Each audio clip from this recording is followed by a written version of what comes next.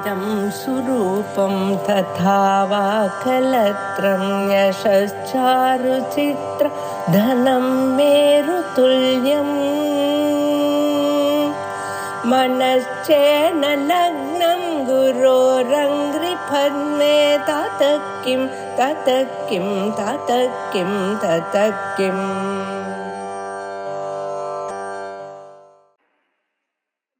मङ्गलश्लोकः वागीशाद्या सुमनसः सर्वार्थानामुपक्रमे यं नत्वा कृतकृत्याः स्युः तं नमामि गजाननं गुरुर्ब्रह्मा गुरुर्विष्णुः गुरुर्देवो महेश्वरः गुरुः साक्षात् परं ब्रह्म तस्मै श्रीगुरवे नमः यत्कृपालेशमात्रेण पुरुषार्थचतुष्टयम् प्राप्यते तमहं वन्दे गोविन्दं भक्तवत्सलम् अनन्तगुणसम्पन्नम् अनन्तभजनप्रियम् अनन्तरूपिणं वन्दे गुरुमानन्दरूपिणम्.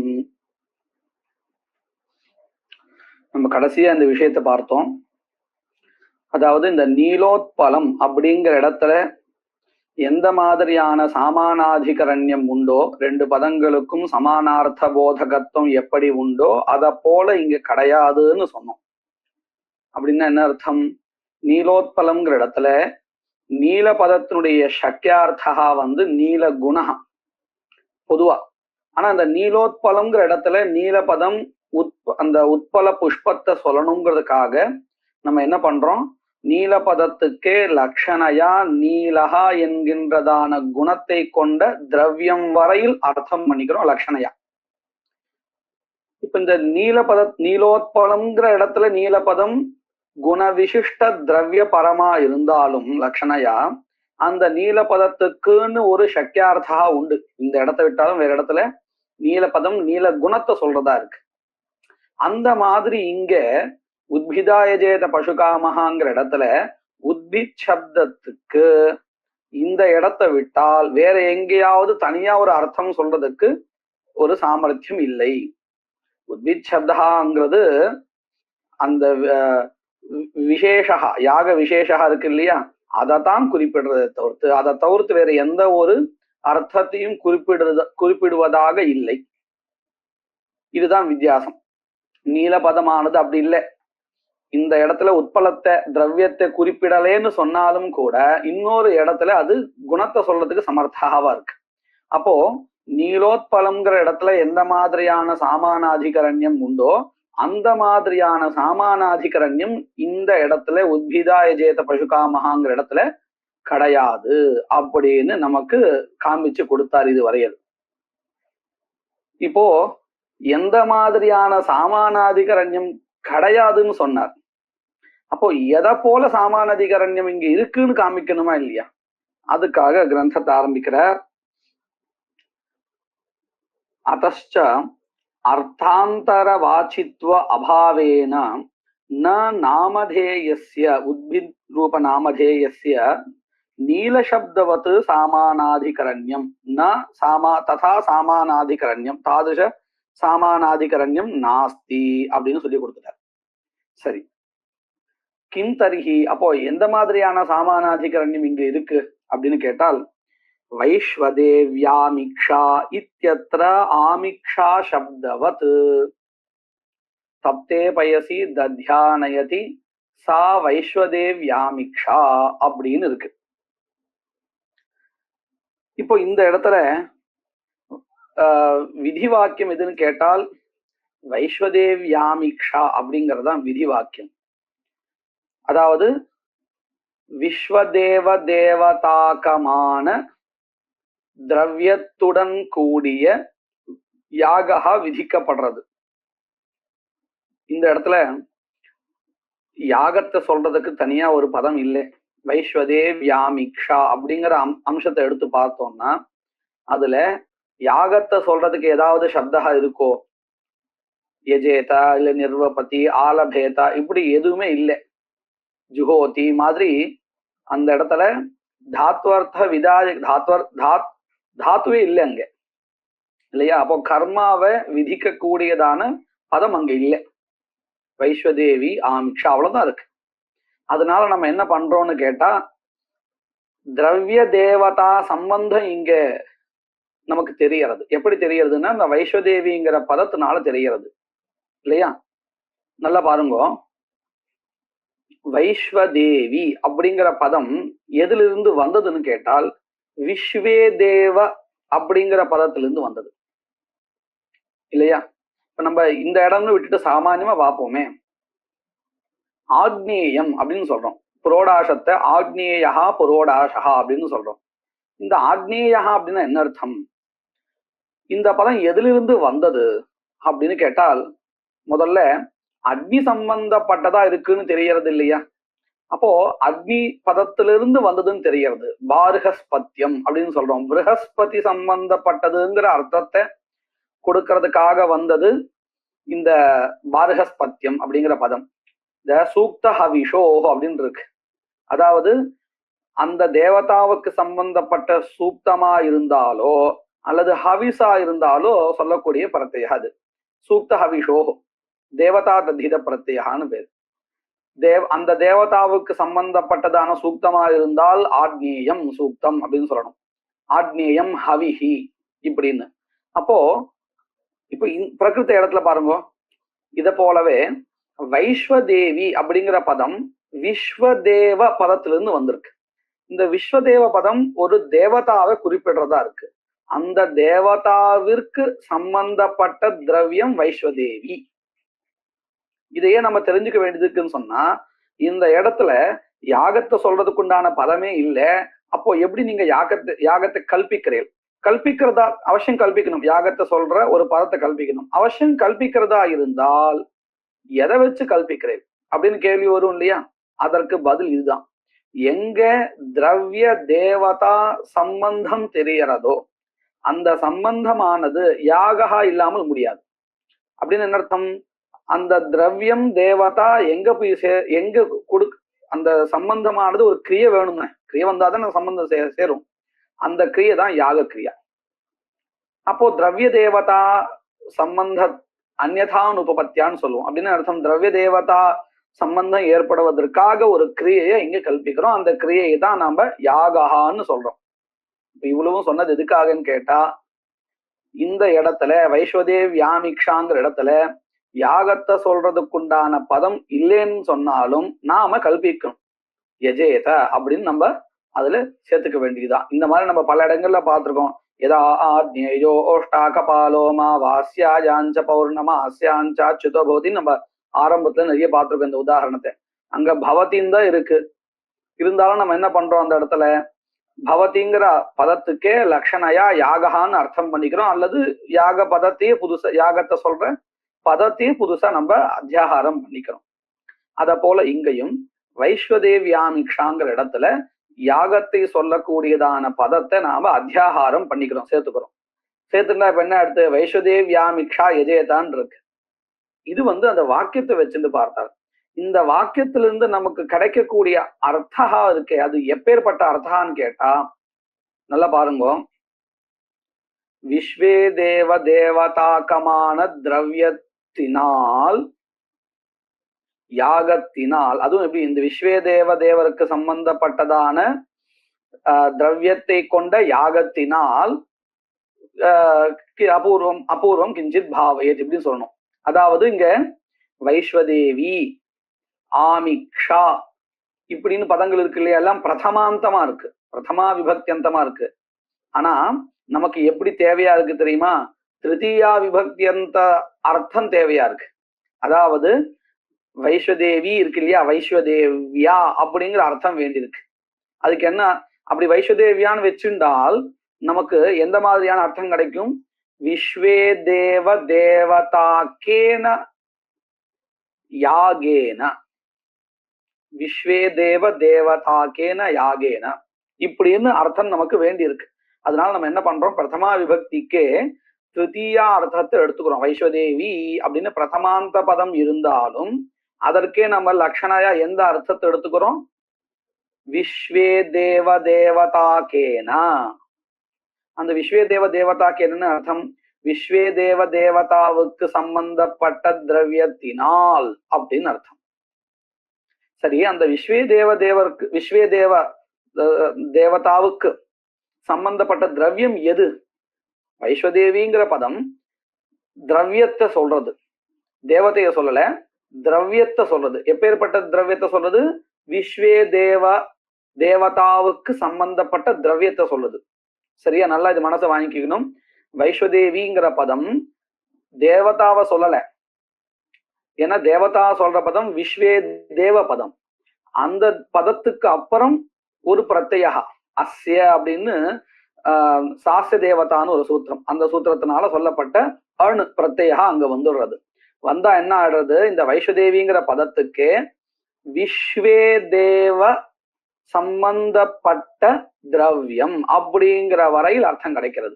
எப்படி நம்ம இந்த ஆக்னேயா புரோடாசா அப்படின்னு சொன்னா, ஆக்னேயா அப்படிங்கிறது எதை சொல்றது? அக்னிய சொல்றதா இல்ல அக்னி தேவதாவை கொண்ட திரவியத்தை சொல்றதா? இப்படி கேட்டா நம்ம என்ன பதில் சொல்றது? அக்னி தேவதாவை கொண்ட திரவியத்தை சொல்றது அப்படின்னு சொன்னோம் இல்லையா? அக்னி பதம் அக்னிய சொல்லும், ஆக்னேய பதம் அக்னி தேவதாவை கொண்டதான திரவியத்தை சொல்லும். அத போல இங்கேயும் விஸ்வே தேவ பதம் இருந்தால் அது விஸ்வே தேவஹா அப்படிங்கிற தேவதாவை குறிப்பிடும். ஆனா விஸ்வதேவஹா அப்படிங்கிறதான தேவதாவை குறிப்பிடும். இதே வைஸ்வதேவிங்கிற பதம் அந்த விஸ்வதேவ தேவதாகமான திரவியத்தை குறிப்பிடும். நல்லா வித்யா புரிஞ்சுதா? இப்போ நம்ம அந்த வைஸ்வதேவிங்கிற பதத்துக்குத்தான் எந்த அர்த்தத்தை எடுத்துட்டு இருக்கோம்? பிரதமாந்த பதமா இருந்தாலும் திருத்தீயார்த்தா லட்சணையா சொல்லப்படுறதுன்னு சொல்லிட்டு இருக்கோம். அப்போ எந்த மாதிரியான அர்த்தம் கிடைக்கும் வைஸ்வதேவிங்கிற பதத்தினால? விஸ்வதேவ தேவதாகமான திரவியத்தினால் அப்படிங்கிற அர்த்தம் கிடைக்கும். இது நல்லா புரிஞ்சுதா? இப்போ அடுத்த ஒரு கேள்வி பாருங்க. இந்த பதத்தினால நமக்கு இது தெரிஞ்சிருக்கு. அதாவது வைஸ்வதேவிங்கிற பதத்தினால விஸ்வதேவ தேவதாகமான திரவியத்தினால்ங்கிற அர்த்தம் தெரிஞ்சிருக்கு. அந்த திரவியம் எது? ஆக்னேயா அப்படின்னு சொல்லியாச்சு. அக்னி தேவதாகமான திரவியம், அக்னி தேவதாவுக்கு சம்பந்தப்பட்டது திரவியம். அந்த திரவியம் தெரிஞ்சது. அது என்ன திரவியம்? தாசரதி. தெரிஞ்சு போயாடுது. சரி, தாசரதினா யாரு? தசரத புத்திரஹா. அவர் யாரு? ராமனா, பரதனா, லக்ஷ்மணனா, சத்ருகனா? அந்த விசேஷா கஹா? தாசரதினா 4 பேர் யார் வேணா சொல்லலாம் தானே. அப்போ அந்த விசேஷா யாரு அப்படின்னு சொல்றதுக்காக தான் தாசரதி ராமா வாலினம் ஹதவான் இப்படி ஏதாவது சொல்லிட்டு இருக்கோம் இல்லையா? அப்போ தாசரதி பதத்துக்கு ராமன் தான் இந்த இடத்துல ராமஹா அர்த்தம் வராதானே? வரும், அவசியம் வரும். தசரத புத்திரன் அப்படிங்கிற அர்த்தம் வந்துடும். ஆனா அவன் யாருங்கிற அந்த விசேஷத்தை சொல்றதுக்காக இந்த தாசரதிங்கிற பதத்தினால எந்த அர்த்தம் தெரிஞ்சதோ அதே அர்த்தம்தான் இந்த ராம பதத்தினாலையும் சொல்லப்படுறது. விசேஷ சமர்ப்பகமா இருக்கு, அவ்வளவுதான். அத போல இங்கேயும் வைஸ்வதேவி அப்படிங்கிற பதத்தினால விஸ்வே தேவதாகமான திரவியம் சொல்லப்பட்டாலும் அந்த திரவிய விசேஷா கஹா அப்படின்னு கேட்டால் ஆமிக்ஷா பதத்தினால தெரிகிறது. சரியா? இப்போ பாருங்க, இந்த வைஸ்வதேவி பதமும் ஆமிக்ஷா பதமும் ரெண்டும் எதை சொல்றது?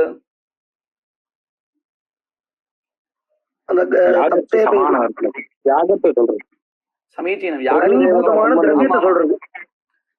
இப்போ அவர் சொல்றது கடைசியில சித்தாந்தத்தை வரப்போறது வைஸ்வதேவ பதம் யாகத்தையே சொல்லிட்டு போயிடும். அதாவது எப்படின்னு சொன்னா தேவதாக்க அப்படின்னு சொல்றோம் இல்லையா? அங்கிற பதம் யாகம் வரையில் போயிடும்.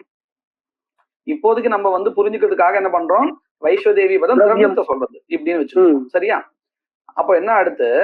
ஆமிக்ஷா பதமும் கூட அதே திரவியத்தை தான் சொல்றது இல்லையா? அப்போ நம்ம வைஸ்வதேவிங்கிற பிரதமாந்த பதத்துக்கு லட்சணையா என்ன அர்த்தம் பண்ணிட்டோம்னு கேட்டால் விஸ்வே தேவதாகமான திரவியத்தினால் அப்படின்னு சொல்லிக்கோம். திரவியத்தை கொண்ட யாகத்தினால் அப்படின்னு அர்த்தம் பண்ணிருக்கோம் இல்லையா? விஸ்வே தேவதாக்கேன அப்படின்னு சொல்லிருக்கோம் இல்லையா? தேவதாக்க அப்படிங்கிற பதத்துக்கு என்ன அர்த்தம்? தேவதா, அதாவது விஸ்வே தேவதாவை கொண்ட யாகஹாங்கிற அர்த்தம். திரவியம், அந்த திரவியத்தை கொண்ட யாகஹா வரையில் கொண்டு போகணும். சரியா? அப்போ இங்க நம்ம எப்படி திருத்தீயாந்த அர்த்தத்தை லட்சணையா எடுத்துட்டோமோ அதே மாதிரிதான் ஆமிக்ஷா பதத்தை எடுத்துக்கணும். அப்போ அங்கேயும் என்ன ஆயிடும், ஆமிக்ஷா அப்படின்னு பிரதமாந்த பதமா இருந்தாலும் திருத்தீயாந்த அர்த்தா, அதாவது லக்ஷணையா திருத்தீயார்த்தா கிராஹ்யா வச்சுண்டால் என்ன ஆயிடும் தெரியுமா, விஸ்வே தேவ தேவதா கேட்கலாமண்ணா? இப்போ விஸ்வே தேவ தேவதாக்கான்னு சொன்னா யாகா வரைக்கும் போயிடுச்சுன்னா, திருத்தீயாந்தமா எடுத்துக்கணும்னா விஸ்வே தேவ தேவதாக்கேன அப்படி வந்துடும். திருப்பி ஆமிக்ஷாக்கும் அதே திருத்தியா சொன்னாங்களா, எப்படி ரெண்டு திருத்தியா எப்படி வரும், ஒட்டும் எப்படி சமன்வயப்படுத்துறது? நம்ம இப்போதைக்கு என்ன பண்ணலாம், வைஸ்வதேவி ஆமிக்ஷான்னு அந்த ரெண்டு தான் உதாரணம் எடுத்துக்க போறோம். இது நான் கடைசி சித்தாந்தத்துலன்னு சொன்னா அந்த திரவியத்தை கொண்ட யாகான்னு விசிஷ்ட விதானம் சொல்ல போறோம் இல்லையா, அதுக்காக நான் அப்படி சொல்ல வந்தேன். நமக்கு அவ்வளவு வேண்டாம், இப்ப வச்சுக்கோமே வைஸ்வதேவி ஆமிக்ஷா இந்த ரெண்டும் இருக்கா இல்லையா, இந்த ரெண்டுத்துக்கு தான் நம்ம பார்க்க போறோம். இதுவும் எதுக்காக ஆரம்பிச்சிருக்கா அப்படின்னு கேட்டா, இந்த ரெண்டுத்துக்கும் எப்படி சாமானாதிகரண்யம் இருக்கோ அத போலதான் உத்பிதாய ஜெயதாங்கிற இடத்துல இருக்குன்னு காமிக்கணும். சரி, ஓகே. இதுதான் இந்த உதாரணத்துக்கு எடுத்துன்றதுடைய தாற்பயம். இப்ப பாருங்க, இந்த வைஸ்வதேவிங்கிற பதத்தினால நமக்கு என்ன தெரிஞ்சது அப்படின்னு கேட்டால், விஸ்வே தேவ தேவதாக்கமான ஒரு திரவியம் ஹவிஹின்னு தெரிஞ்சது. அது என்னதுங்கிற விசேஷா நமக்கு எதனால தெரிஞ்சது, ஆமிக்ஷா பதத்தினால தெரிஞ்சது. இதுதான் நமக்கு இங்க வேண்டியது. சரியா? திரவியம் வரைக்கும் தெரிஞ்சுடுறது, விஸ்வே தேவ தேவதாக்கமான திரவியம் வரையில் தெரிஞ்சுடுறது. அந்த திரவியம் என்னது, அதாவது தேவதாவை விசேஷணமாக கொண்ட திரவியம் தெரிஞ்சிடுறது. தாசரதிங்கிற பதத்தினால தசரத நிஷ்ட பித்ருத்வ நிரூபித புத்திரத்துவான் கஷ்டனன் தெரிஞ்சிடுறது, அது வரையில் தெரிஞ்சிடுறது. விசிஷ்டார்த்தம் தெரிஞ்சிடுறது. ஆனால் அவன் யார், தாசரதின்னா அவன் யார், இப்போ அந்த விசேஷா கஹா அப்படிங்கிற அம்சத்தை தெரிவிக்கிறதுக்காக ஆமிக்ஷா பதம் வந்திருக்கு. புரிஞ்சுதான்? இதுதான் நமக்கு திருஷ்டாந்தம் தேவை. நான் உங்களுக்கு எதுக்காக இது ஆரம்பிச்சுன்னா, ஒரு உற்பத்திக்காக இந்த இடத்துல யாக பதம் இல்ல, அதனால யாக பதத்தை எடுத்துட்டா நமக்கு என்ன ஆயிடும், விஸ்வே தேவ தேவதாக்கேன ஆமிக்ஷா திரவியக்கேன யாகேன இப்படின்னு அன்வயம் படுத்திக்கணும். அத சொல்ல புரிஞ்சுதா? அதுதான் விசேஷ விதானம் மாதிரி சொன்னேன், இத மனசை வச்சுன்னு சொன்னேன். இப்ப புரிஞ்சுதான்? இப்ப புரிஞ்சுது இல்லையா? விஸ்வே தேவ தேவதாக்கேன ஆமிக்ஷா திரவியக்கேன யாகேன இஷ்டம் பாவயேத் இப்படின்னு கல்பனை பண்ணணும். இந்த இடத்துல யாக பதம் இல்லைன்னாலும் கல்பனை பண்ணணும். நமக்கு இங்க திருஷ்டாந்தமா எந்த அம்சம் தேவைப்படுறதுன்னு கேட்டா, வைஸ்வதேவி ஆமிக்ஷாங்கிற இந்த ரெண்டு எப்படி இருக்கோ அந்த மாதிரி. இப்ப வைஸ்வதேவி பதம் தேவதா விசிஷ்ட திரவியத்தை சொன்னது. அந்த தேவதா விசிஷ்ட திரவியம் எதுன்னு கேட்டால் அந்த விசேஷத்தை ஆமிக்ஷா பதம் சொல்லி கொடுத்தது. சரியா? அந்த மாதிரி இப்ப உத்பிதாய ஜெயத பசுகாமஹா அப்படிங்கிற இடத்துல உத்பித் பதத்துக்கும் அதே மாதிரி எஜுதாத்துக்கும் இருக்கு. சரியா? இத சொல்ல போற பாருங்க.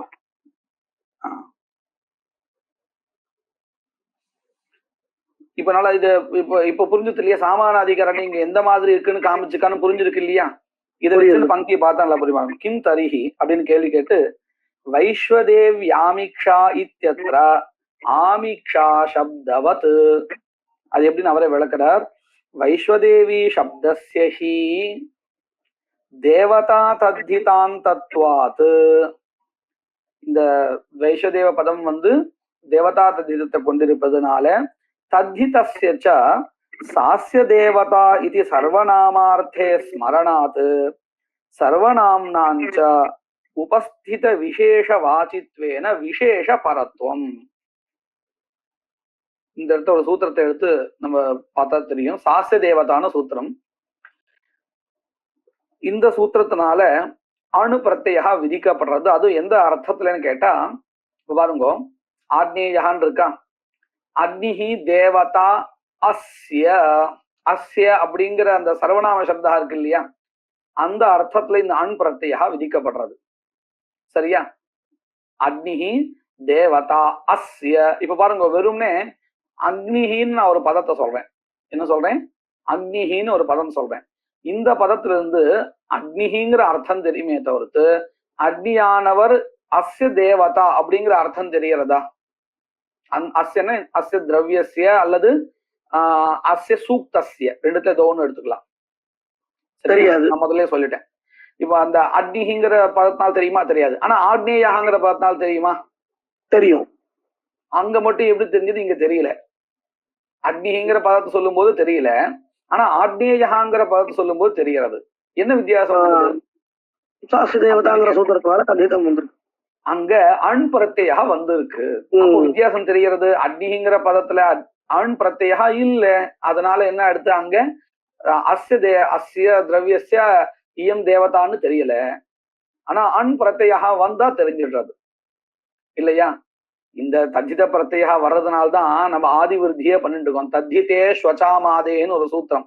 அந்த சூத்திரத்தை வச்சுட்டு நம்ம என்ன பண்றோம்? இந்த அணு தத்தித பிரத்யா அக்னி சப்தத்துக்கு அப்புறம் வந்திருக்குங்கிறதுனால்தான் அக்னியில இருக்கக்கூடியதான முதல் பதம் முதல் எழுத்து அதுக்கு ஆதி விருத்தி பண்ணிட்டு இருக்கோம். ஆக்னேயான்னு சொல்லிட்டு இருக்கோம். புரியுறதா? இந்த தத்தித பிரத்யா வந்ததுனால்தான், இல்லைன்னா அது பண்ண மாட்டோம். தத்தித்தே ஸ்வச்சாமாதேங்கிற சூத்திரம் எப்போ பிரவர்த்திக்கும்? ததித பிரத்யா வந்தால் மட்டும்தான் பிரவர்த்திக்கும். அதுவும் நித்தா இருக்கணும், நீத்தா இருக்கணும். நித்து இந்த ரெண்டு எழுத்துல ஏதாவது ஒரு எழுத்தை இத்தாக கொண்டிருக்க கூடியதான ததித பிரத்யம் வந்தால் அப்போ என்ன ஆகும்? ஆதி விருத்தியானது வரும். தத்திதே ஸ்வச்சாமாதேங்கிற சூத்திரத்தினால இது கிடைக்கிறது. இப்ப அதனாலதான் இப்ப என்ன அடுத்து ஆக்னேயகான்னு வந்துருது. அப்ப இங்கேயும் பாருங்க, விஸ்வே தேவகா தானே தேவதா, அல்லது விஸ்வே தேவகா அல்லது விஸ்வ தேவகா ரெண்டுத்துல ஏதோ ஒண்ணு போலுக்கு. இது வேணா இருக்கட்டும். எதுவா இருந்தாலும் அங்க ஆதி இகாரத்துக்கு என்ன வந்துருது? விருத்தி வந்து ஐ வந்துருது. வைஸ்வதேவி அப்படின்னு வந்துருது. இகாரத்துக்கு விருத்தி வந்தால் விருத்தியில இருக்கக்கூடிய 3 எழுத்து ஆ ஐ ஔ, அதுல தகுந்த எழுத்து ஐ அது வந்துடுறது. வந்தால் வைஸ்வதேவி இப்படின்னு வருது. சரி, இப்போ இந்த இடத்துல பாருங்க, இந்த சாசதேவதாங்கிற சூத்திரத்தினால கிடைச்சதான அன் பிரத்யா இருக்கு. இது எந்த அர்த்தத்துல? சர்வநாமார்த்தே அஸ்ய அப்படிங்கிற அர்த்தத்துல, அதாவது அக்னிஹி தேவதா அஸ்ய ஹவிஷா அப்படிங்கிற அர்த்தத்துல வந்திருக்கு. ஸ்மரணாத், ஸ்மரணம் சொன்னா ஸ்மிருதின்னு அர்த்தம், ஸ்மிருதின்னு சொன்னா இந்த இடத்துல வியாக்கரணம்னு அர்த்தம். சரி, சர்வநாம்னாஞ்ச உபஸ்தித விசேஷவாச்சித்வேன விசேஷ பரத்துவம். சர்வநாம சப்தா இருக்கு இல்லையா, இவைகளுக்கு ஒரு சுபாவம் உண்டு. இது பதார்த்தங்களை விசேஷமா தான் சொல்லும், அதாவது விசேஷமா சொல்லும். எப்படின்னு பாருங்க. அப்படின்னா என்ன அர்த்தம்? இந்த ஆக்னேயா புரோடாசான்னு சொல்றோம் இல்லையா, இந்த புரோடாசத்தை அக்னி தேவதாக்கமான அக்னி தேவதா, இந்த புரோடாசான்னு இப்ப தெரிஞ்சது இல்லையா உங்களுக்கு, மனசை வச்சுக்கோங்க. ஆக்னேயா அப்படிங்கிற பதத்தை மட்டும் இப்ப நம்ம எடுத்துக்க போறோம். அந்த ஆக்னேயா எது? புரோடாச திரவியம்னு நமக்கு தெரியும். சரியா? அத மனசை மட்டும் இப்போதைக்கு வச்சுக்கோங்க. இப்போ ஆக்னேயா அப்படிங்கிற பதத்தினால அக்னி தேவதாக்கமான திரவியம் ஒன்ற சொல்றதா இல்ல வெறும் திரவியத்தை சொல்றதா? அக்னி தேவதாகமான திரவியத்தை தான் சொல்றதுன்னு சொல்லணும் இல்லையா? அப்போ இது விசேஷ பரமா, அதாவது தேவதா விசிஷ்ட திரவியத்தை, திரவிய விசேஷமா தானே இருக்கு. தேவதா சம்பந்தா விசேஷணமா இருக்கு. அந்த மாதிரியான தேவதா சம்பந்தத்தை விசேஷணத்தை கொண்ட திரவியம் விசேஷமா இருக்கு. திரவியம் விசேஷமா இருக்கு இல்லையா? இப்போ எப்படி இந்த இடத்துல புரோடாசா அப்படிங்கிற பதம் வெறும் திரவியத்துவாவச்சின்ன திரவியத்தை சொல்றதா அல்லது புரோடாசத்துவாவச்சின்ன திரவியத்தை சொல்றதா?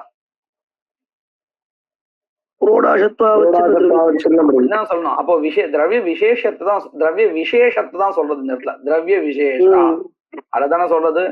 அத போலதான் சர்வநாம சப்தாவும் விசேஷ பரமா தான் சொல்லும், சாமானிய பரமா சொல்லாது. அதனுடைய சுபாவம் அது கிடையாது. அப்படின்னா என்ன அர்த்தம்? திரவியத்வாவச்சின்ன திரவியத்தை சொல்லாது. வைஸ்வதேவி பதம் திரவியத்வாவச்சின்ன திரவியத்தை சொல்லாது. விஸ்வதேவ தேவதா சம்பந்த விசிஷ்ட திரவியத்தை தான் சொல்லும். புரிஞ்சுதா? இது இது சர்வநாம சப்தாவுக்கு இருக்கக்கூடியதான் ஒரு அங்க இருக்கிற விஸ்வ சப்தத்துக்கோசரம் சொல்றேன். புரியல. இங்க சர்வநாம சப்தம்னு சொல்றது விஸ்வ சப்தத்துக்கோசரம் சொல்றேன். ஆஹா அப்படி இல்ல. இந்த அண் பிரத்யா இருக்கு இல்லையா, சாச தேவதா அப்படின்னு இந்த வைஸ்வதேவிங்கிற பதத்துல 3 அம்சம் இருக்குன்னு வச்சுப்போம். என்னென்ன அம்சம் இருக்கு அப்படின்னு கேட்டால், விஸ்வதேவ பதம், தத்தித பிரத்யா, அதுக்கப்புறம் அந்த தத்தித பிரத்யத்துல இருக்கக்கூடியதான அஸ்யங்கிற அம்சா. இப்ப நம்ம அண் பிரத்யாவை சொல்றதா என்ன சொல்லுவோம், தேவதா அஸ்ய இத்யர்த்தே ஆக்னேய அக்னிஹி தேவதா அஸ்ய அப்படின்னு விளக்கம் கொடுப்போம். இப்ப அந்த விளக்கம் கொடுக்கும் பொழுது அந்த விற்பத்தி எப்படி அந்த பதம் வந்திருக்குன்னு விற்பத்தி சொல்லும் போது அஸ்யன்னு ஒரு சர்வநாம சப்தா சொல்றோம் இல்லையா அங்க. இந்த அஸ்யன்னு என்ன அர்த்தம், அந்த அஸ்யங்களுக்கு என்ன அர்த்தம், இதற்குன்னு அர்த்தம். அப்ப இதுன்னா எது, அது எது அப்படின்னு கேட்டால் தேவதா சம்பந்த விசிஷ்ட திரவியம்னு அர்த்தம். வெறும் திரவியம்னு எடுத்துக்க கூடாது, தேவதா விசிஷ்ட திரவியம்னு எடுத்துக்கணும். திரவிய விசேஷத்தை தான் அது சொல்லும், திரவிய சாமானியத்தை சொல்லாதது. இப்ப புரிஞ்சுதான்? புரிஞ்சது. இதுதான் இங்க சொல்றான், சாஸ்ய தேவதா இது சர்வநாமார்த்தே ஸ்மரணாத் சர்வநாம்னாஞ்ச உபஸ்தித விசேஷவாச்சித்வேன. உபஸ்தித விசேஷः कः इत्युक्ते विश्वदेवता संबंध विशिष्ट द्रव्यम, द्रव्य विशेष न द्रव्य सामान्य. புரிஞ்சுதா?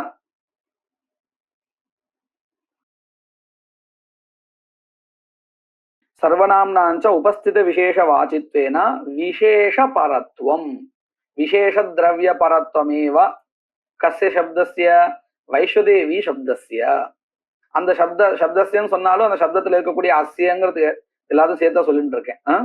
அஸ்யங்கிற அந்த அம்சத்துக்கு விசேஷ பரத்துவம் வந்தாச்சுன்னு சொன்னா அந்த அஸ்யங்கிறத நம்ம எதனுடைய விளக்கம் கொடுக்கிறோம், வைஸ்வதேவி அப்படிங்கிறதான ததித பிரத்ய விசிஷ்ட பதத்துக்கு தானே விளக்கம் கொடுக்கிறோம்.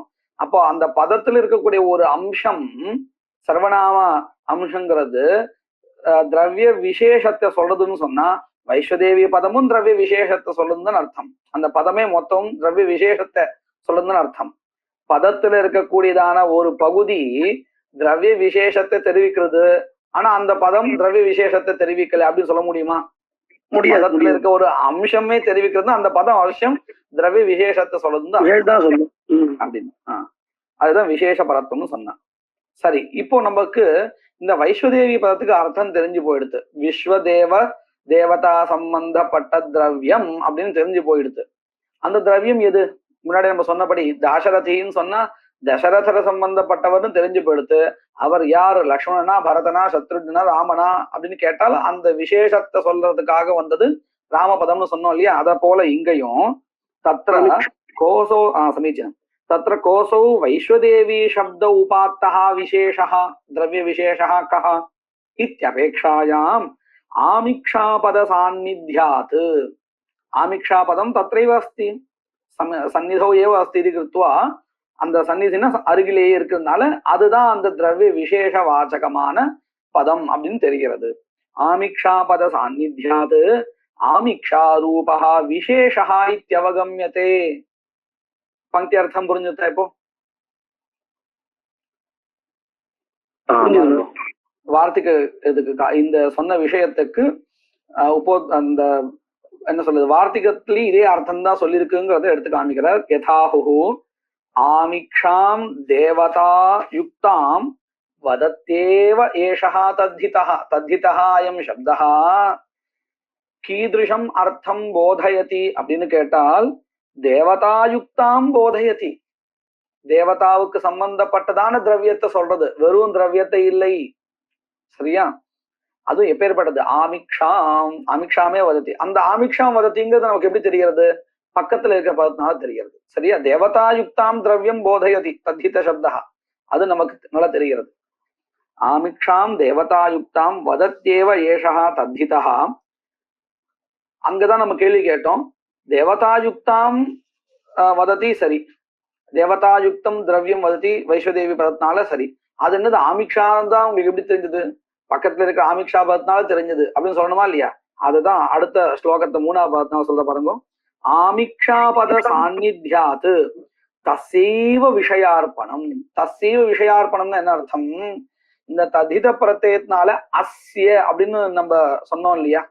அஸ்ய அஸ்யன்னு சொன்னா ஹவிஷா, இந்த இடத்துல ஹவிஷ், வேற இடத்துல சூக்தமா இருக்கலாம். இந்த இடத்துல வைஸ்வதேவிங்கிறது ஹவிஸ சொல்லுது. அந்த தத்தே பயசி தத்தியானங்கிறது நம்ம ஏற்கனவே பார்த்துருக்கோம் இல்லையா? நல்ல சூடா இருக்கிற பால்ல தயிர் சேர்க்கணும். சேர்த்தால் அது ஆமா விட்டால் என்ன ஆகும்?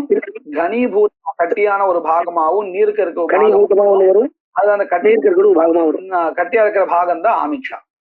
அப்போ இது பன்னீரத்தை தான் சொல்றது, சூக்தத்தை சொல்ல இந்த இடத்துல நமக்கு தெரியும். இப்ப என்ன அடுத்து இந்த ஆமிக்ஷா பதம் என்ன பண்றதுன்னு கேட்டா, இந்த அஸ்யன்னு ஒரு சர்வநாம சப்தால வந்தது இல்லையா ததித பதத்துல அன் பிரத்யத்தினால, அஸ்யன்னு சொன்ன கஸ்ய ஆமிக்ஷா திரவியஸ்ய அப்படின்னு சொல்லணுமா இல்லையா? அந்த ஆமிக்ஷா திரவியத்தை அஸ்யங்கிற சர்வநாமாம்சத்தினால எந்த திரவியம் சொல்லப்படுறதோ அத இந்த ஆமிக்ஷா பதம் சொல்லி கொடுக்கிறது. பாருங்க, விஷயார்ப்பணம், தஸ்யைவ விஷயார்ப்பணம் அப்படின்னு அர்த்தம். அஸ்யங்கிற சப்தத்தினால எந்த ஒரு திரவியம் சொல்லப்படுறதோ அந்த திரவியத்தை, அதாவது அந்த திரவியம் என்கின்றதான விஷயத்தை அர்ப்பணம் பண்றது இந்த ஆமிக்ஷா பதம். அந்த திரவியம் என்னதுங்கிறது எப்படி நம்ம தாசரதிங்கிற இடத்துல தசரதருடைய பையன்னு தெரிஞ்சதுக்கு அப்புறம் அந்த பையன் யாருங்கிற அந்த விஷயத்தை தெரிவிச்சது எது? ராமபதம். தாசரதி ராமஹாங்கிற இடத்துல ராமபதம் தானே அந்த விஷயத்தை தெரிவிச்சது, தாசரதிகி யாருன்னு. அத போல இங்கேயும் விஸ்வே தேவ அல்லது விஸ்வதேவ தேவதா அஸ்ய அப்படின்னு சொல்ற இடத்துல இந்த அஸ்யங்கிற பதத்தினால எந்த திரவியம் சொல்லப்படுறது அப்படிங்கிறதான விஷயத்தை எது தெரிவிக்கிறதுன்னு கேட்டால் ஆமிக்ஷா பதம் தெரிவிக்கிறது. ஆமிக்ஷா பத சாநித்யாத் தசைவ விஷயார்ப்பணம். இப்ப அர்த்தம் நல்லா புரிஞ்சுட்டா உங்களுக்கு? இது புரிஞ்சுச்சு.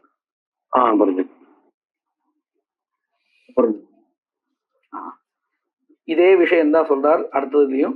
ததா ஸ்ருத்யா ஏவ உபபதஸ்ய அர்த்தः சர்வநாம்னா அபிதீயதே ததர்த்தஸ்தத்திதேனைவ த்ரயாணாம் ஏகவாச்யதா. பாருங்க, இந்த இடத்துல நம்ம 3ஆ பிரிச்சுட்டோம் இல்லையா? அந்த வைஸ்வதேவி ஆமிக்ஷா அப்படிங்கறத நம்ம 3 பதங்களா பிரித்து, அதாவது 3 அர்த்தங்கள் இங்க தெரியறதும் வச்சுப்போம். அப்படின்னு என்ன அர்த்தம்?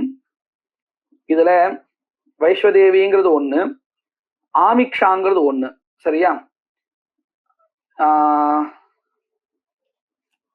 இதுல இந்த ஆமிக்ஷாங்கிறது உபபதம், சரியா? உபபதம்னு வச்சுப்போம். ஆமிக்ஷாங்கிறது என்னது? உபபதம். அதே மாதிரி வைஸ்வதேவி அப்படிங்கிற இடத்துல ததித பிரத்யா இருக்கு. அந்த ததித பிரத்யத்துல ஒரு அம்சமாக சர்வநாம சப்தாவும் இருக்கு, சரியா? இப்ப இந்த 3 அம்சங்கள் நமக்கு வந்துருது. எது பாருங்க, ததித பிரத்யத்தினால ஒரு அது ஒரு ததித பிரத்யாங்கிறது ஒரு அம்சம். அதுல ஒரு அதாவது அந்த விற்பத்தில ஒரு அம்சமாக கடகமாக இருக்கக்கூடியது சர்வநாம அஸ்யங்கிற அந்த சர்வநாம சப்தா, அது ஒண்ணு. உபபதமாக இருக்கக்கூடிய ஆமிக்ஷா. இந்த 3த்துக்கும் ஒரே அர்த்தம் தான். எப்படின்னு பாருங்க. இப்போ ததித பிரத்யத்தினால நமக்கு என்ன தெரிஞ்சது? விஸ்வே தேவதா சம்பந்தப்பட்டது அப்படின்னு தெரிஞ்சது. ததித பதத்தினால ஆக்னேயாங்கிறதுல அக்னி தேவதா சம்பந்தப்பட்டது அப்படின்னு ஏதோ ஒண்ணு தெரிஞ்சது, சரியா?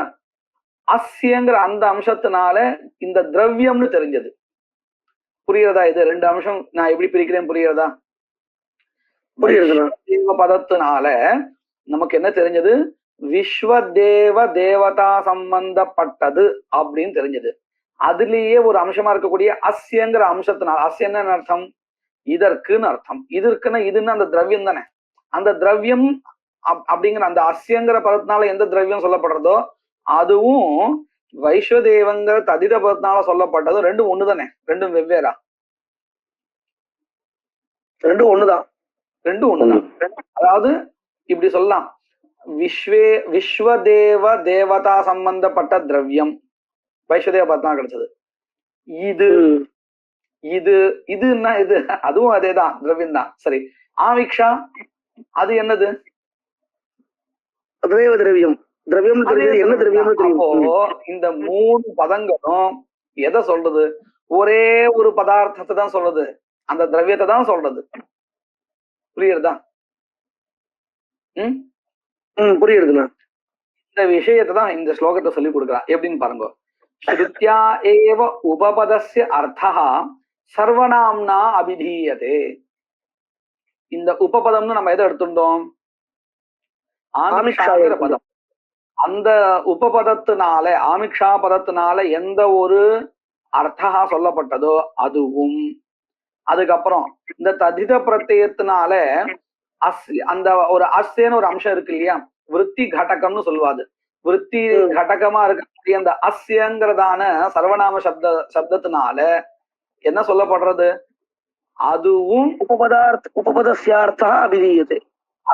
அதுவும் எப்படி? ஸ்ருத்யா ஏவ ந லக்ஷணயா ஸ்ருத்யா ஏவ அபிதீயதே. ஆமா, அஸ்யேதி சர்வநாம்னா ஸ்ருத்யா ஏவ அபிதீயதே. அதே மாதிரி இதற்கு என்ன அர்த்தமோ, இந்த ஆமிக்ஷாங்கிற பதத்துக்கு எது அர்த்தமோ அதுதான் தத்தித பதமும் சொல்றது. தத்திதார்த்தமும் அதுதான். தத்திதார்த்தா அப்படி சயேவா. அப்ப பாருங்க, ஸ்ருத்யா ஏவ உபபதஸ்ய அர்த்தः, உபபதஸ்ய யஹ அர்த்தः சஹ சர்வநாம்னா ஸ்ருத்யா ஏவ போதிதः, ஸ்ருத்யா ஏவ அபிதீயதே. ஸ்ருத்யா அபிதீயதே. ஸ்ருத்யா முதல்ல இப்படி வச்சுக்கோங்க. உபபதஸ்ய அர்த்தः, உபபதத்திற்கு எந்த ஒரு அர்த்தம் உண்டோ அந்த அர்த்தமானது சர்வநாம்னா, சர்வநாம சப்தாவினால் ஸ்ருத்யா ஏவ அபிதீயதேன்னு அன்வயா. ஸ்ருத்யா ஸ்ருதி சக்கிய விருத்தியா ஏவ உச்சதே ந லக்ஷணையா. இந்த நீர்பலங்களுக்கு அப்படி இல்லை, லக்ஷணையா தான் நம்ம சாமான அதிகாரமே கொண்டு வந்தோம். இங்க அது இல்லை, ஸ்ருத்யா ஏவ அபிதீயதே சயேவ அர்த்தா. நல்லா பார்த்தோம்னா தெரியும், நீலோத்பலங்கடத்துல நீல பதம் சக்தி விருத்தியா எதை சொன்னது? குணத்தை தான் சொன்னது. குண விஷயம் உட்பலத்தை சொல்லல. ஆனா இங்க அப்படி இல்லை. ஆமிக்ஷா பதத்துக்கு என்ன ஒரு அர்த்தகாவோ அதே அர்த்தகா இந்த பதத்துக்கும் சக்கியார்த்தா தான். அதுதான் இங்க சாமானாதிகரண்யம் நீலோத்பலம் போல இல்லை அப்படின்னு சொல்லிட்டு இருக்கோம். புரியுறதா? எங்க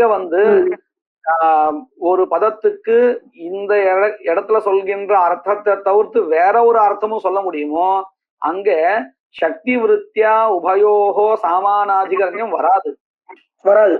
நீலோத்பலங்கிற இடத்துல அப்படிதான். ஏன்னா நீலபதம் இந்த இடத்த விட்டாலும் வேற வேற இடத்துல வேற அர்த்தத்தை சக்தியா சொல்லும், இங்க லட்சணையாதான் உட்பலத்தை சொல்லும். அதனாலதான் அந்த இடத்துல சாமானாதிகரண்யம் ரெண்டு பதத்துக்கும் சக்தி விருத்தி எடுத்துன்னு சொல்ல முடியாது. ஆனா இங்க அப்படி இல்லை. அத சொல்ல அந்த விசேஷத்தை காமிக்கிறதுக்காக இந்த ஸ்லோகத்தையே சொல்றாரு. பாருங்க, உபபதஸ்ய அர்த்தா, உபபதத்துக்கு எந்த ஒரு அர்த்தா உண்டோ சக்கியார்த்தா அதே அர்த்தா தான் சர்வநாம்னா ஸ்ருத்யா ஏவ அபிதீயதே. இப்போ ரெண்டு அர்த்தம் ஒரே ஒரே ஒரே ரெண்டு பதங்கள் ஒரே அர்த்தத்தை சொல்றதுன்னு தெரிஞ்சு போயிடுது இல்லையா ஸ்லோகத்துடைய ரெண்டு. இப்ப மூணாவது பாதத்தை பாருங்க. ததர்த்தா தத்திதே நைவா சயேவ அர்த்தா தத்திதேனாபி சயேவ அர்த்தா உச்சதே. அப்போ இந்த மூணு பதங்களாலையும் ஒரே அர்த்தா தான் சொல்லப்படுறது. இப்ப புரிஞ்சுத்த அப்படின்னு ஏவம் ரூபேனா த்ரயானாமபி ஏக வாச்சியதா, ஒரே வாச்சியார்த்தா மூணு பதங்களுக்கும். என்ன சந்தேகம்? சந்தேகம் இல்லைங்க. ததர்த்தா தத்திதே நைவம்னு இருக்கு. தத்திதேனா ஏவம் ததர்த்தா தத்திதேனாபி சப்தேன உச்சியதே. எப்படிங்க சர்வநாம்னா அபிதீயத்தை இருக்கு, அந்த அபிதீயத்தை இங்கேயும் சேர்த்துக்கணும்.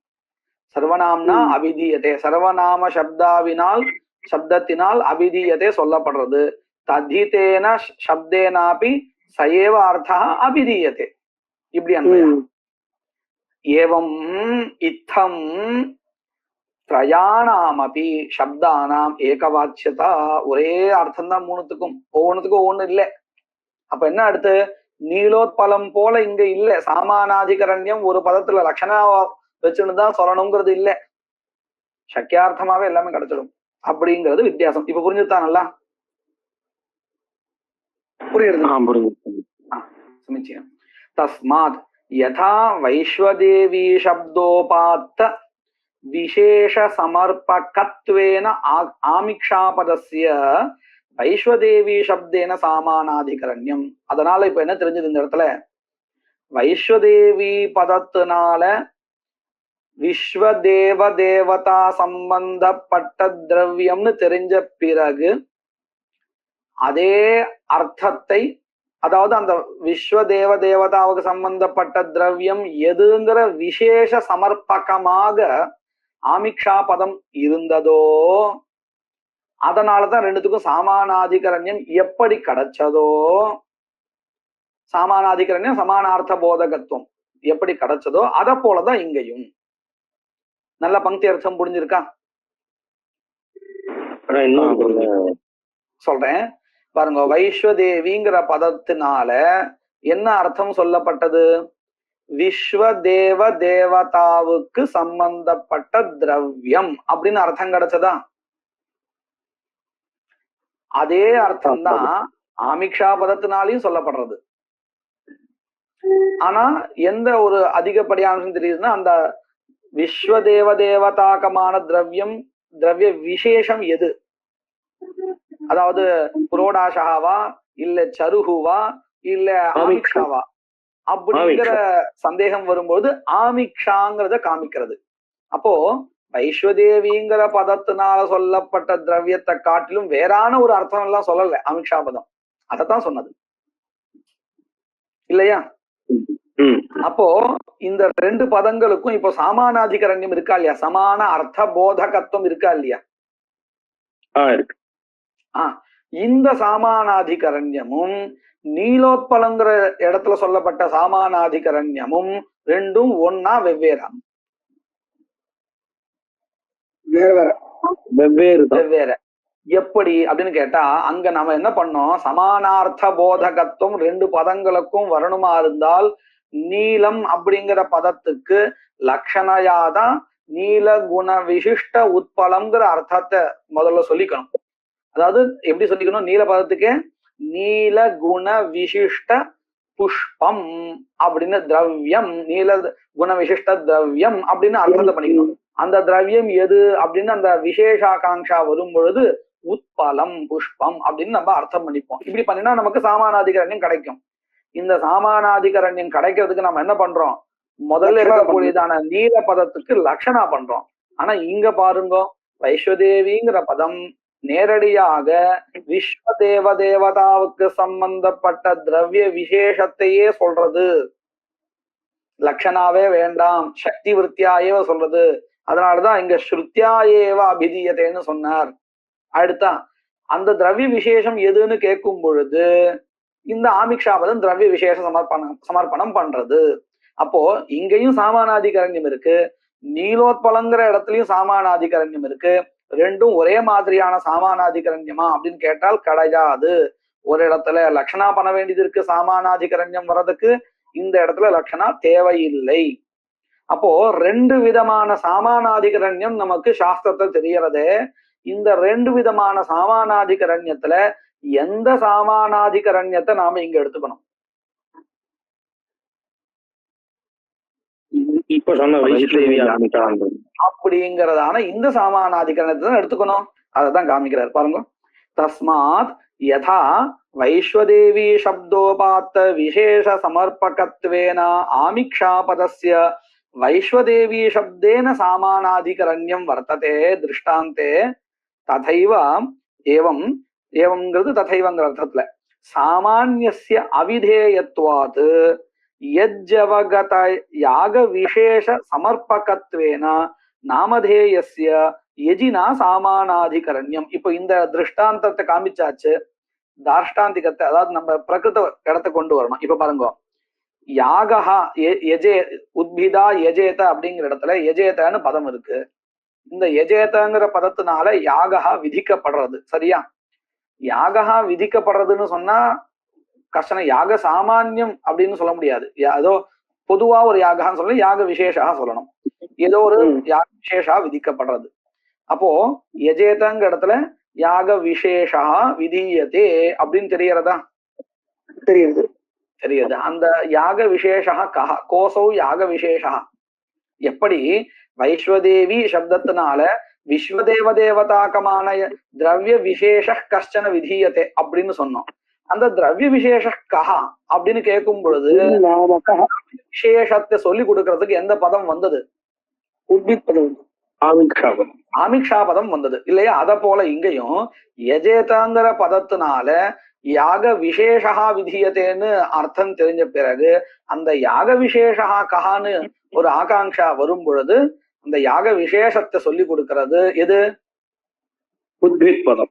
உத்பித் பதம். இப்ப இங்கேயும் சாமானாதிகரண்யம் வந்துடுதா? எதோட எதுக்கு சாமானாதிகரண்யம் வந்தது? எஜு பதத்தினால எந்த கர்மா சொல்லப்படுறதோ அதே கர்மா தான் உத்பித் பதத்தினாலையும் சொல்லப்படுறது. இப்ப இந்த ரெண்டுத்துக்கும் சாமானாதிகரண்யம் இருக்கா இல்லையா? இருக்குண்ணா. சமானார்த்த போதகத்துவம் இருக்கு இல்லையா? இருக்கு.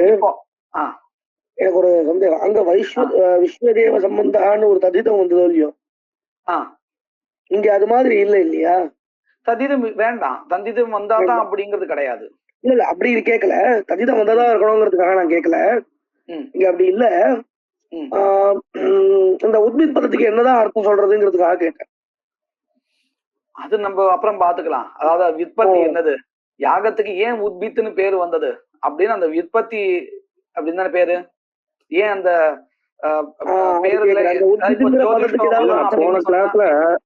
போன கிளாஸ்ல நானே இது எனக்கும் இந்த சந்தேகம் வந்தது. அதாவது அந்த சப்தத்துக்கு கனித்ராதி வாசகம் சொல்றாரு இல்லையா, கனித்ரம் அப்படின்னு. அப்போ அது அந்த நாமம் சொல்லல அப்படி சொல்லலாமான்னு கேக்குற வாசகம் அப்படி இருந்ததுன்னா பிரசித்தமா அது இப்படி ஒரு அர்த்தம். அதுக்குதான் கேட்டது, பிரசித்தார்த்தம் அப்படி பிரசித்தார்த்தம்னு ஆயிடுமே அப்படிங்கிறது. இல்ல அப்படி கிடையாது, லோகத்துல பிரசித்தம் இல்லை.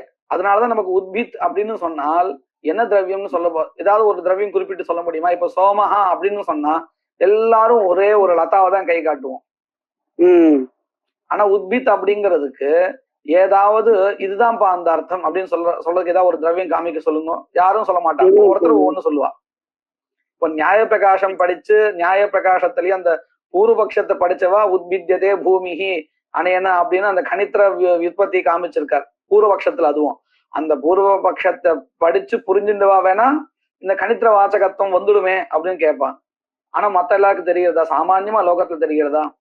ஒரு பதமானது இந்த அர்த்தத்தை தான் குறிப்பிடுறது, இது ரூಢ்யர்த்தம் அப்படின்னு நம்ம எப்போ சொல்லுவோம்னு கேட்டா சாமானிய மக்கள் அத்தனை பேர் அதை ஒத்துக்கணும். எப்படி சோமபதத்தை போல, சோமபதம்னு கேட்டா எல்லாரும் ஒண்ணுதான் லதாவை தான் காமிப்பா இல்லையா?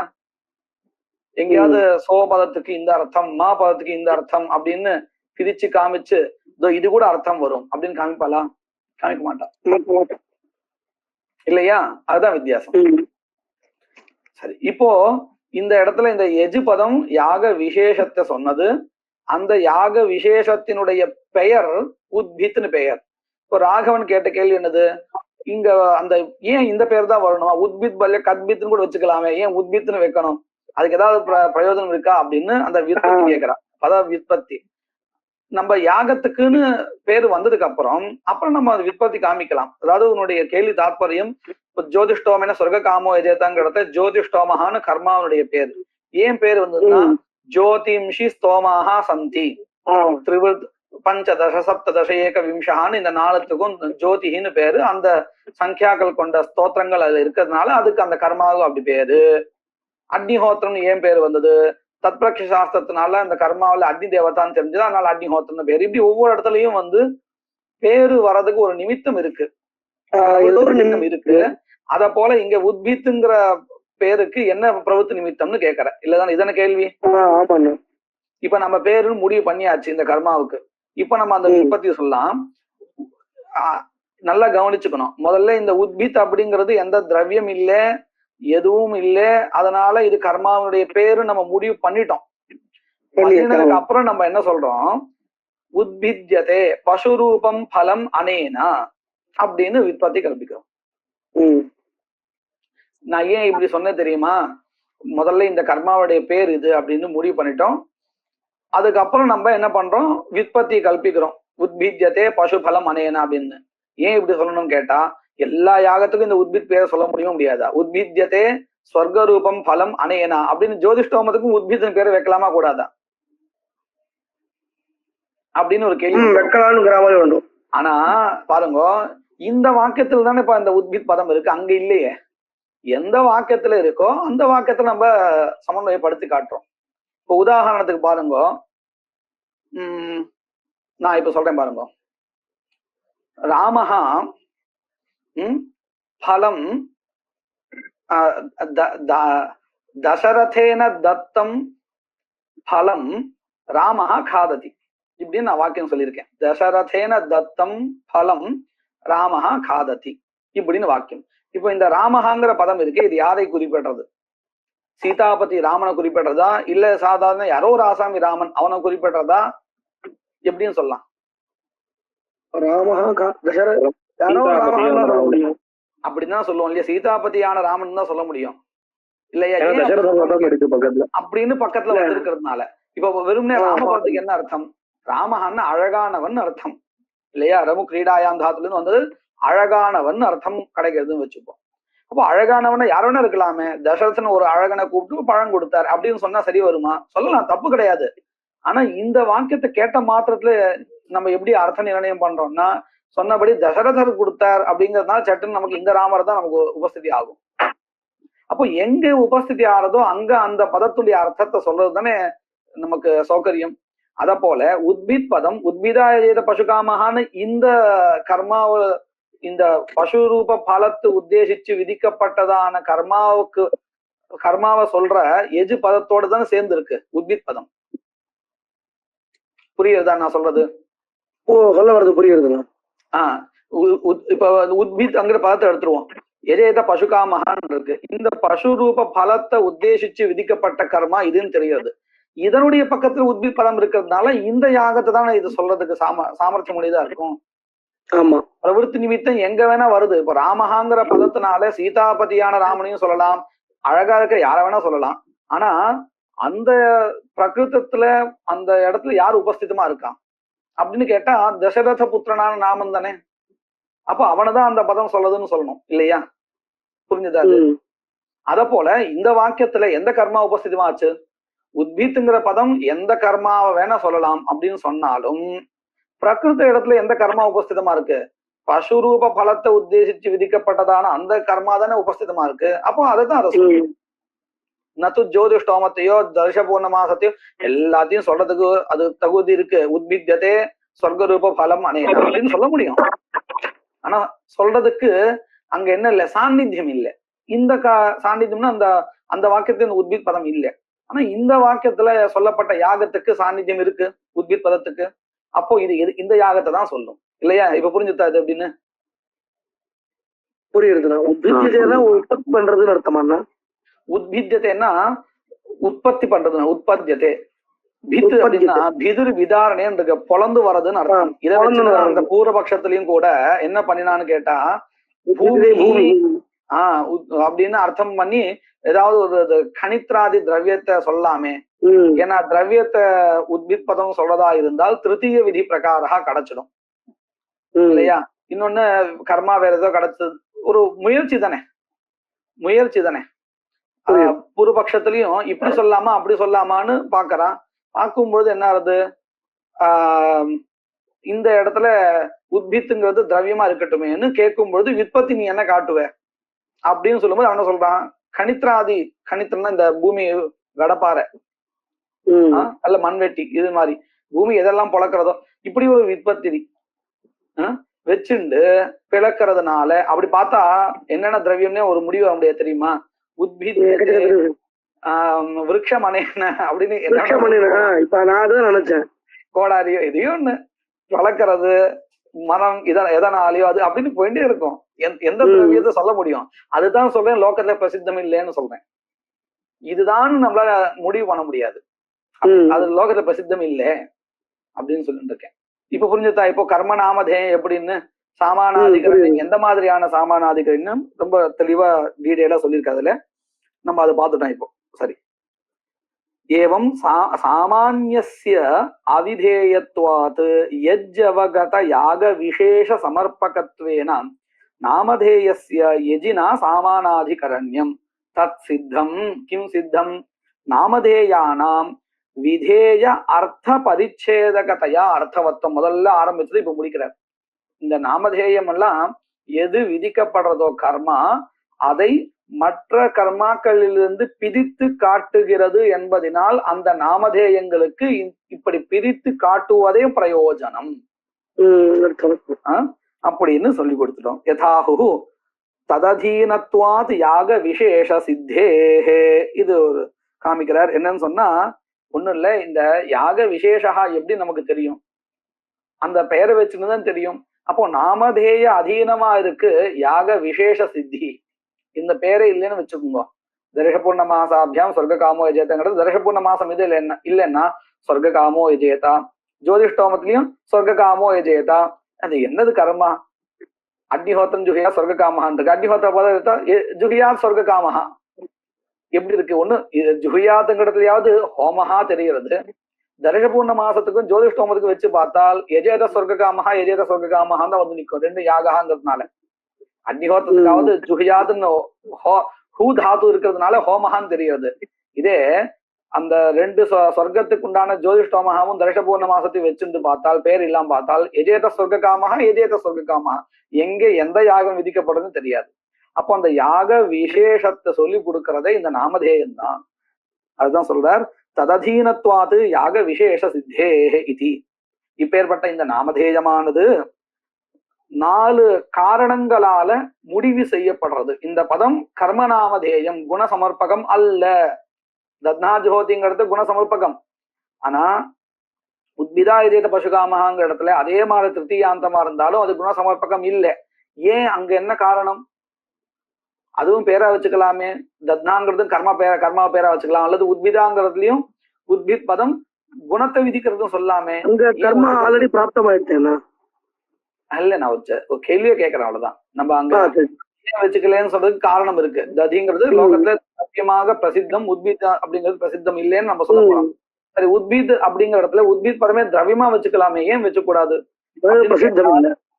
பிரசித்தம் இல்ல. அதே மாதிரி அது ஒத்துண்டா என்ன ஆகும்? மத்வர்த்த லட்சணா சொல்ல வேண்டியது. பதம் குணசமர்ப்பகமா இருந்தால் குண விசிஷ்ட யாகா இங்க விதிக்கப்படுறது. உத்பீதா எஜேத பசுகாமகாங்கிறது சொல்ல வேண்டியதாயிடும். அப்ப அது ஒரு கௌரவம். அதுக்கு பதிலா உத்பீத்துங்கிறது குணசமர்ப்பகம் இல்லே நாமதேயம்னு சொன்னா சாமானாதிகரண்யன் அன்வயகான் ஜோரா கிடைக்கும். யாக விசேஷா எதுன்னு கிடைக்க அது வேற பிரயோஜனம் கிடைக்கும் இல்லையா? இப்போ இதெல்லாம் இப்போ இந்த இடத்துல நம்ம உத்பீத்துங்கிற பதத்துக்கு திரவிய சமர்ப்பகம்னு சொன்னா மத்வர்த்த லட்சணா தோஷா ஆபத்தி. ஒவ்வொரு இடத்துல வெவ்வேறு தோஷா. அந்த வெவ்வேறு தோஷாங்கிறது 4 தோஷா எடுத்துருக்கா. அந்த 4 தோஷத்தையும் காமிச்சு இந்த தோஷத்தினால இந்த மாதிரி ஒரு கௌரவம் வந்துடும். தோஷான கௌரவம், இந்த கௌரவம் வந்துடும். அதனால நான் இந்த பதத்தை கர்மநாமதேயமா சொல்றேன் அப்படின்னு ஒவ்வொரு இடத்துல சொல்ல போறான். அதுக்கு 4 நிமித்தம்னா காரணம் பாருங்க. நாமதேயத்வஞ்ச நிமித்த சதுஷ்டயாத் கதம் மத்வர்த்த லட்சணா பயாத் வாக்கியபேத பயாத் தத்பிரக்ய சாஸ்திராத் தத்வியபதேசாச்சேதி இப்படின்னு 4 நிமித்தங்களால நாம நாமதேயம் இது அப்படின்னு முடிவு பண்றோம் அப்படிங்கிறத சொல்ல போறார். மேற்கொண்டு அடுத்த கிளாஸ்ல பார்க்கலாம். மங்கள ஸ்லோகா. வாகீஷாத்யா சுமனசஹ சர்வார்த்தானாமுபக்ரமே யம் நத்வா கிருதகிருத்யா ஸ்யுஹு தம் நமாமி கஜானனம். குருர் பிரம்மா குருர் விஷ்ணு குருர்தேவோ மகேஸ்வரः குருः சாக்ஷாத் பரம் பிரம்ம தஸ்மை ஸ்ரீ குரவே நமः. யத்கிருபாலேஷ மாத்ரேண புருஷார்த்த சதுஷ்டயம் பிராப்யதே தமஹம் வந்தே கோவிந்தம் பக்தவத்சலம் அனந்த குண சம்பன்னம் அனந்த பஜன பிரியம் அனந்த ரூபிணம் வந்தே குரு